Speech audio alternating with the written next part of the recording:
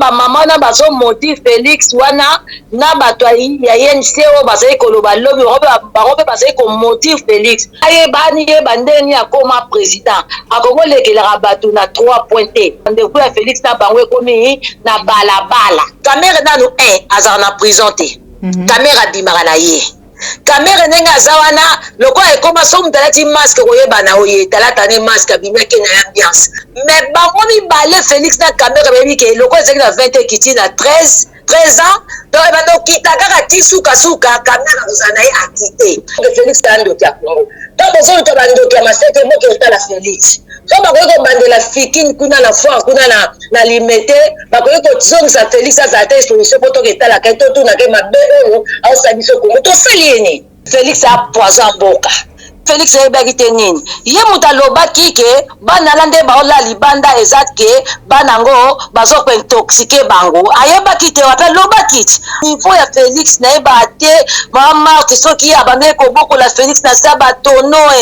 so mpe bazali kobokola ekote baza kolamba lotoko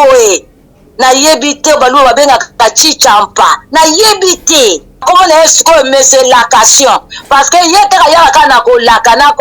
kolaka ekokisamaka te Serge Welo na bandeko mosusu wana mpo na vérité donc soki olingi vérité biso te sotikali ko soki olingi vérité tokokende ka ndenge wana mais soki olingi vérité te tomoni ke koliaka oza libre Félix miloko nyonso ando osala ebanda kosimba te akokanga biso soto otya biso wapi kasho nini ya monene okoya atya biso bakongole nyonso na badiaspora aotya biso wapi me baaméricain baa bango bandoki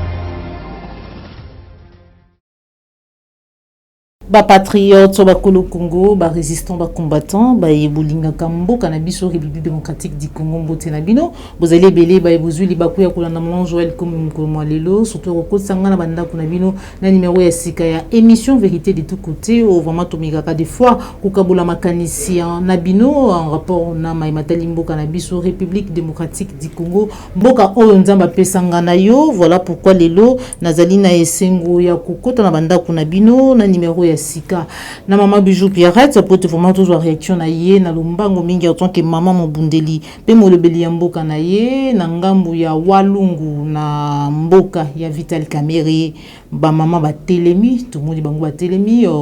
pona ko dénoncer bazali bongo ko maudire Félix Antoine Tshilombo Tshisekedi en rapport na maïnyo zali koleka na politique ya mboka na biso insécurité autre to kolobelango na kati émission na biso mokolo lelo mais aussi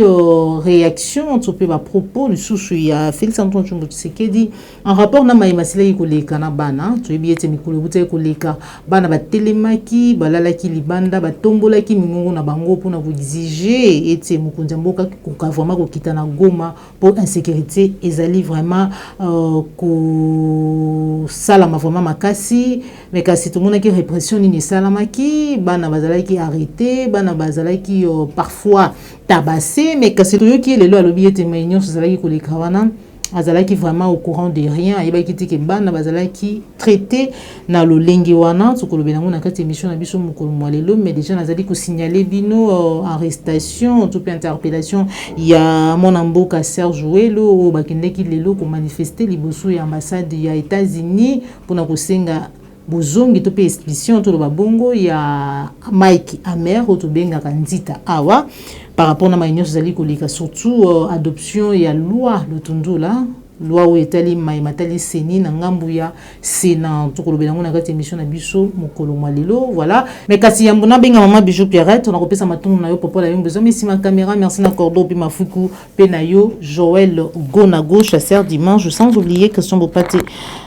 le référendum autorité morale depuis Paris, tu as déjà mon amboka, maman Bijou Pierrette, maman résistante, maman combattante, pour toute la réaction là. Allô, bonjour maman Bijou Pierrette. Bonjour maman Joël. Maman Bijou Pierrette, vous allez en direct à Appliquer Télévision. Tu bengi vraiment na lomba, on peut tout réaction na eu à tant que maman. Vital Kamer et Lelo Azali condamné 16 ans de prison à travaux forcés. De l'autre monde ba maman ya Walungu territoire naye mboka naye ba telemi bazali ko maudire Félix Antoine Tshisekedi en rapport na ma union sozali ko leka insécurité condamnation ya Vital Kamer.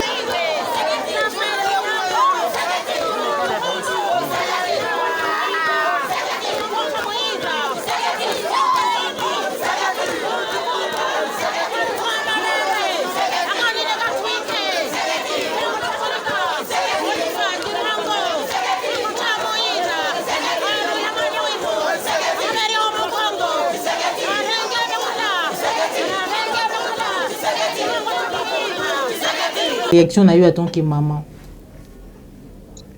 Matondo mingi mama Joël na pesi o susu bambote ebele na pesi pe bato nyonso to ozana bango pina o bazosala bango émission na pesi bango bambote na pesi pe peuple congolais oyo nyonso akolanda biso na émission oyo mama ngakuti na pamboli nzambe po likambo ya kamere balobaki na yo na kotikala kaka kozala kimia te balobaka kaka parce que Kamere yazo bomba Félix bakatelaki 20 ans bakitisi 13 ans na 13 ans wana ba maman na bazo moti Félix wana na bato ya YNC o bazali koloba lobi bango pe bazali ko moti Félix babi Félix akanisa kaka accord na bango ya Nairobi balabaki lisusu ke babi ayebani yebandeni akoma président akoko lekelaka bato na 3 pointés ako pe kolia ka bato na 3 pointés en tout cas bato yense balobaki o bakoloba sikoyo rendez-vous ya Félix na bango ekomi na balabala mais eza malamu rendez-vous na bango ezala na balabala eza mabe te mais bazoyeba eloko nye ebombami na nsima wana te o bango bazoloba kaka ke biso na balabala Kamere ye moko azotia vi na ye kaka na loyenge Kamere nanu azala na prison te Kamere abimaka na ye Kamere ndenge aza wana lokola ekoma so mutu alati masque koyebana oye talata ne masque abimaki na ambiance oui peuple na ye lokola eza parti politique na ye bazolwa mais Kamere na Félix nde bayebana sikoyo bazosala tout parce que peuple afungola miso peuple ala lisusu pongi te peuple alamuka sikoyo peuple alamuka azomona makambo ya bonzoto mais bango mibale Félix na Kamere bayebi ke lokola ezalaki na 20 ekiti na 13 ans donc bandokita kaka ti suka Kamere kozala na ye akite donc Kamere azobomba Félix nakobandelaka koloba likambo na otika te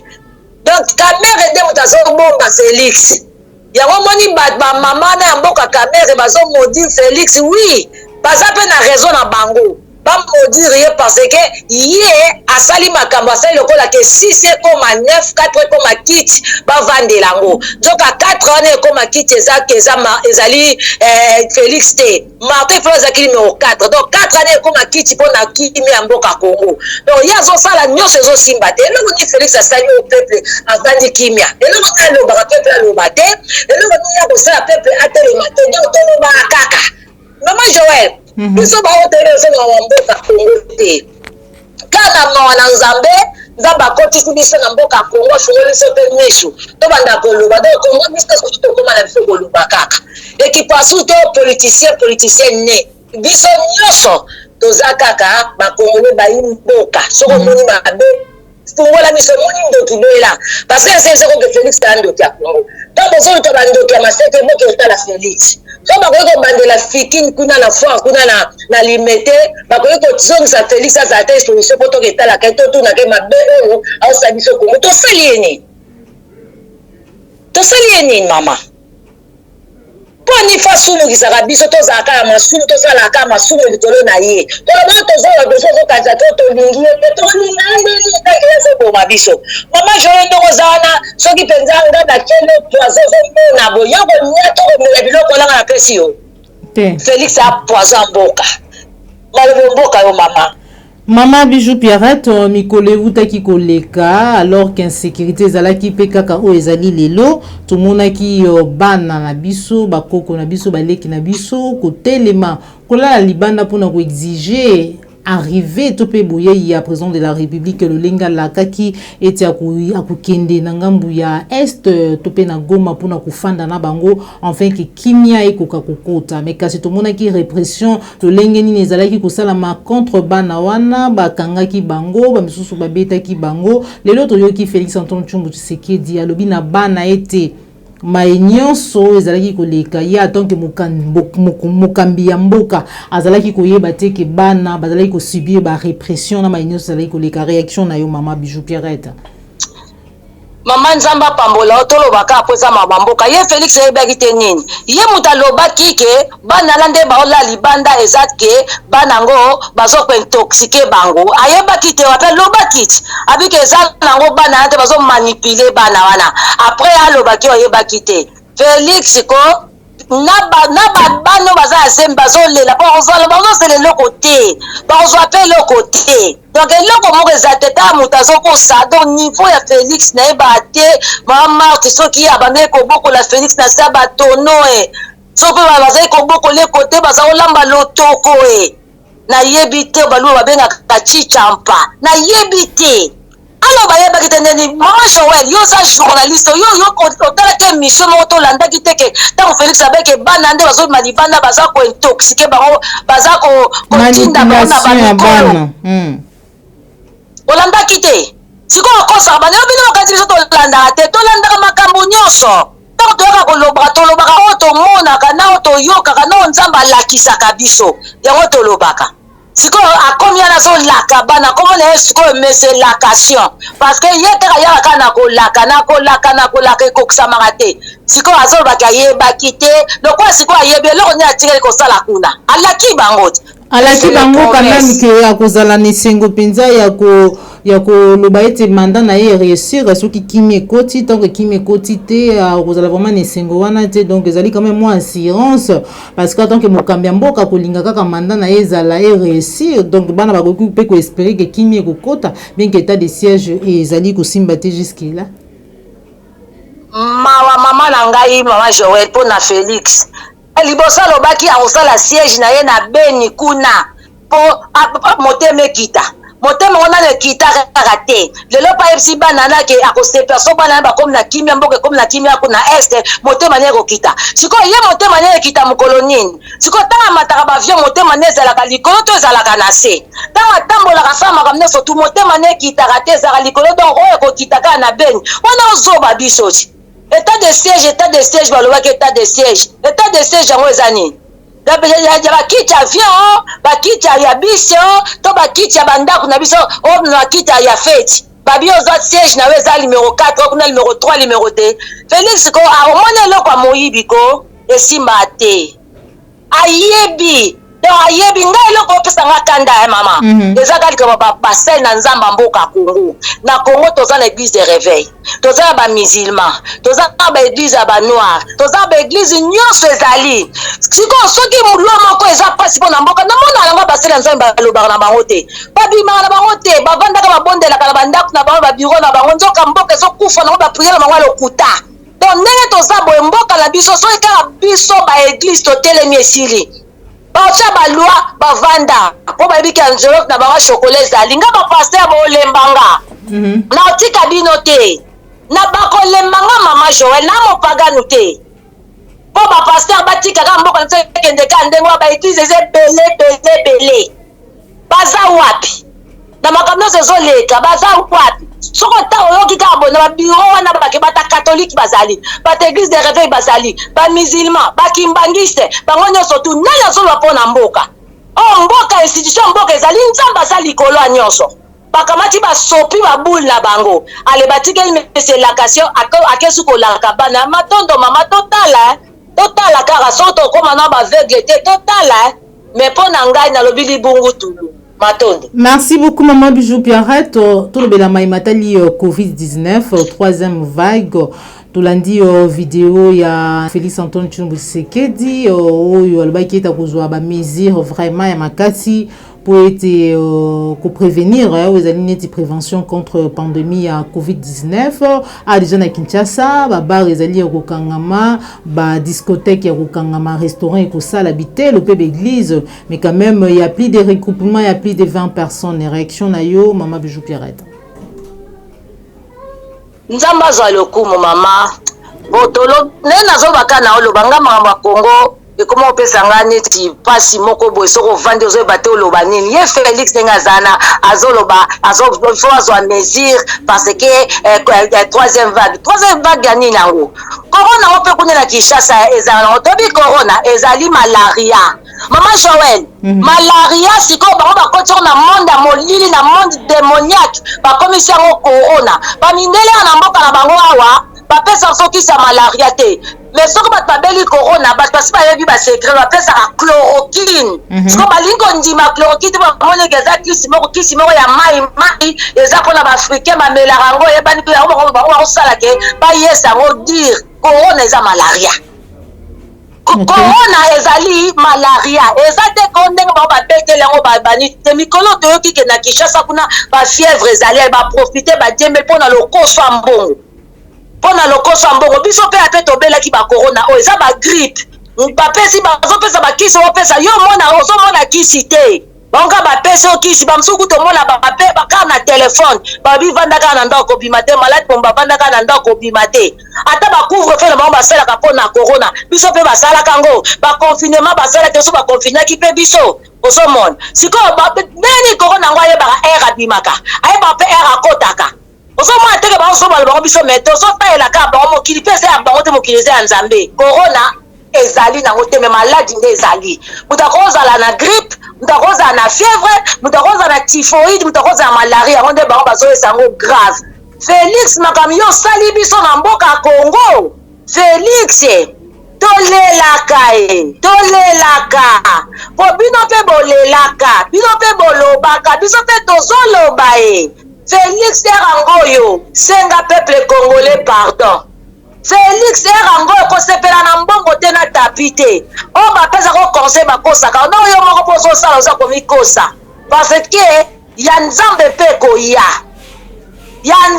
koya ozonyokola peuple congolais ata kutu Kabila ngo anyokolaka peuple congolais boye te yo na 2 ans oyebi oyo osali mama bebele osko so batiki yo 18 ans c'est que Congo penza ko ekoma par terre Maman Joël nanga yo ba mingi mais na lobi atsenga ka pardon na peuple congolais azwaki pouvoir a peuple azonga c'est la peuple pouvoir naye matondo Matondo Maman Bijou Pierrette, voilà. Matondo Maman Bijou Pierrette pour finir lelo na Kinshasa na ngonga o tozali koloba mwana mboka Serge Welo elongo na quelques bana mboka bao bazali na kati ya jeunesse ya ECD pe ya nouvel élan bazali détenu to pe en détention parce que bakendeki ko manifester liboso ya ambassade ya États-Unis pona ko senga na États-Unis na arrivé à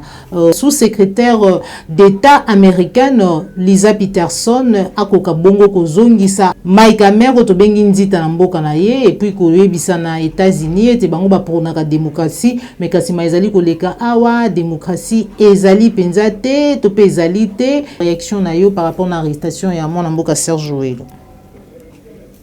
mama nzamba zwa lokumu omoni mboka oyo mboka la biso Congo soko za makasi osali oyo lingi na yebisaka yo na yebisaka bibande komsunga bi nzamba zo lakisanga pasi moko ekota na Congo ekozala pasi oyo ekozala teke osoki ndenge nini pasi oyo ezokota na Congo pe ezali mutu alingi kanyaka akolia akomela pasi wana eza te kaka te kopona bapoliticien na bapaster na biso peuple omoni ke ndenge eza boye nazeli namona nanga teti kaka nakende kaka kote ya kanyaka nalia me kotango ozokende kokufa sans le savoir donc bao balingi vérité bakokanga bango ndenge Serge Welo na bandeko mosusu wana mpona vérité donc soki olingi vérité biso te sotikali ko soto lingi vérité to okende ka ndenge wana mais soto lingi vérité te tomoni ke to kolia kanyaka kanyaka oza libre donc oza na liberté moko ya kosaka na kutu te bakona liso pongia batata lala nao pongia bamama lala nao oza jeune balala liso pongia ba jeune parce que bapesi yo mwa mbongo kemela zoloto bapesi yo mwa mbongo kosala mwa ambiance moko ale bamoni ke yo moni ke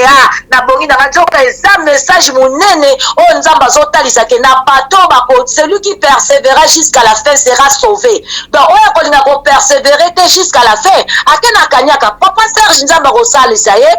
Félix miloko nyonso andosala banda kosimba te akokanga biso soto otya biso wapi kasho nini ya monene oyo atya biso bakongole nyonso na badiaspora aotya biso wapi asala me 1000 avant un jour mokolo moko eza ya nzambe loi na bango na bavote wana na mpo na nini ya seni basalaki bongo na Congo nalanda émission moko pa Fabien Kuswanika Fabien aloba chaque fois na Congo soki évolution eloko moko ebimi omona na se nango eloko moko susu ekobima bakosi biso na loi oyo ya Chani ya Joe Chani zoka bango na sese bazosala makambo na bango me mame osimba te ekosimba te po bayebi toyebi makanisa nzambe te mama Joël kolela kola mukeza bitidi te bamesananga na nzambe te toyebi yo nzambe akobimisa baours nzambe akobimisa bakorbo akobimisa bato lolenge na lolenge mpo na nini basunga mboka na biso me baaméricain baa bango bandoki obike na États-Unis d'Amérique bato basufra oyebi yango me bazwaka bambongo bazoya kopesa biso bapays africain oyo bazoyede biso na Amérique na États-Unis koso neti boye na kandeko moko soki abelaki traitement pambo kosata traitement kata une semaine oyoka $700 $800 baopération chère opération na Congo basalaka yango na $100 na États-Unis kuna opération na $1000 $10 000 opération $1000 na Kinshasa na États-Unis $10 000 siko bango na mboka na bango bazopesa te bazolibere te me ndeni bakolibera epai na biso nde intérêt bana profit na bango bayibaka epai na biso Merci beaucoup, Maman Pierrette. Kuna benza ko sangoloza kwa basangoloza. Mais bapesi biso ba milliona. Na bamboka ba Afrique mais bango kuna traitement za cher na banyoka na traitement. Merci beaucoup, Maman Bijou. Voilà. Biso kutu bazo kosa biso kama bapesi biso mbongo ba bike si mambo wala ba okota na diamant la biso ba okota na bankita la biso nyonso tu bazu yango. Félix yo makamna to ozokoseleka yo ngako tu bolimbisa nga kabila na communauté pona mona nga likola tapite na otanga nga été malgré ça na se ya Félix mais na otanga nga été pour moi to komona mutasinya ba papier to yebi Félix mutatambo na tapis rouge Félix mutakendeki na Goma Félix mutakosi na Goma Félix mutakosa kabiso Félix bon siko na otolo bani aya banga kasala problème na yo nanga na ye kuna na walia kanyaka so ya lie bon libota mabarolia kanyaka ana akozwa libota en charge ke azwa ngai na libota langa nyoso alesanga azwaka anga siko ngai soka azwinga ngai siko nazozwa mukeno kosisa pe libota na ngai te. Merci beaucoup Maman Bijou Pierrette. Merci beaucoup Maman Bijou Pierrette pour nous répondre à l'invitation na biso to combination ke biso na biso matondo na yo maman. Merci maman nzamba pambola ngai naza prête maman pona mama mboka na koyoka sonte na kobanga te parce que nayibi te na escroquer mutu te me koloba na ngai eza déjà munduki eza kake pona mboka matondo Maman Bijou Pierrette matondo na popola yo mbozoma kisima caméra matondo na cordon puis mafiku matondo na Joël Gonago na bosanité Grâce Tumba mwasi ambiji chaque makabu wana ezali bongo équipe oyo ezali ko accompagner maman Joël na etumba ya ko informer bino à temps réel surtout la vraie information nde soko sepela ki na émission o liker et partager yango mes condoléances le sous na mona mboka mbatable Churambuma oya utaki kufela petite sœur na ye tutika ete molimu ya ndeko na biso mwasi ekoka vraiment kopema na kimia matondo na bino nyonso bozalaki vraiment ebele bobenga vraiment Joël tongo midi pourquoi pour ete tokoka vraiment ko partager makanisi en rapport na matali mboka na biso nde tokutani bongo malasima soko sepela ki na émission o liker et partager yango soki ezali mbala liboso ola normalement Joël Kombe kobosa na tiko s'abonner na kati ya la chaîne de vérité. Au revoir.